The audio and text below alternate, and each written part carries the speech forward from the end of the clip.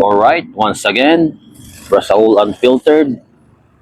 Alright, so ano ba yung pag-uusapan natin ngayon, mga matitibay, no?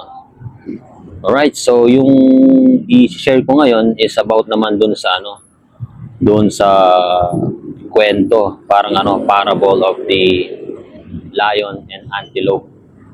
So, share ko lang to dahil medyo makakatulong din to sa atin, no, kapag may pinapasok tayong business o may pinapasok tayong hustle, ganon.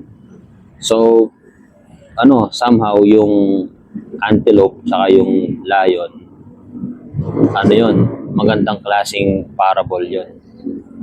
So, ito na nga. Ang principle nun is yung kung pwede mo namang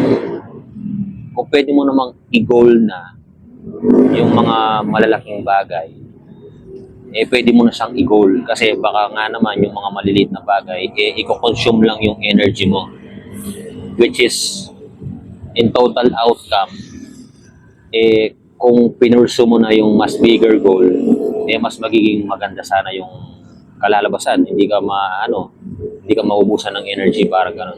Kasi dun sa parable of the antelope and lion, actually hindi naman sa parable, parang lang siya, parang kwento lang siya.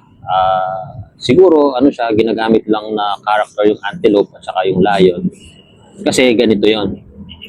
May isang lion daw. Yung daw lion, nung makarating siya sa farm, maraming mice, maraming daga. Ngayon, pwede siyang humuli ng isang daga. Pero pag hinuli niya yung daga, magkukonsume siya maghapon, magkikipaghabulan siya doon. Tapos, habang nagkikipaghabulan siya doon, nakukonsume yung energy niya. Ngayon, kapag makakain niya na yung daga or yung mice, mas malaki na yung gutom niya. Kumbaga, mas malaki na yung mas malaki na yung pangangailangan niya sa pagkain. Pero maliban doon, nakita niya rin yung mga antelope na nakakalat sa farm. So, meaning pwede pala yung dalawa na yon ang huntingin niya. Kaso nga lang, yung antelope mas malakas yung resistance, mas malakas yung tawag dito, kakayahan na lumaban sa kanya. Pero pag nahuli niya yon, halos solve na yung isang linggo niya kung kakain man siya, ganun. Hindi niya na kailangan pang manghuli ng iba pang hayop. Kaya naisip niya, bakit hindi ko na lang i-chase yung antelope, sabi niya. Isa sa mga mice na ito, kahit makahuli ako ng isa, dalawang mice, hindi masatisfied yung gutom ko, sabi niya.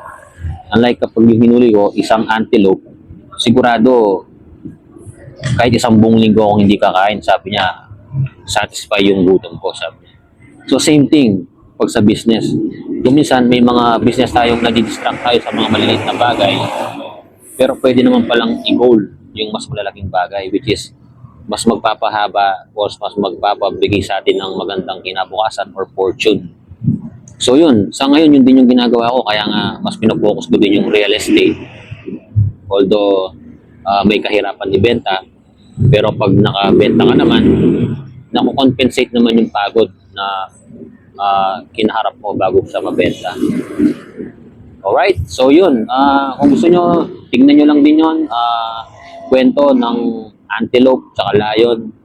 So simple lang yun, pero kung usisahin mo yung kwento, sobrang ganda, sobrang simple, pero may bigat tsaka may tamang konsepto yung kwento. So alright, Rasaul Unfiltered, yeah!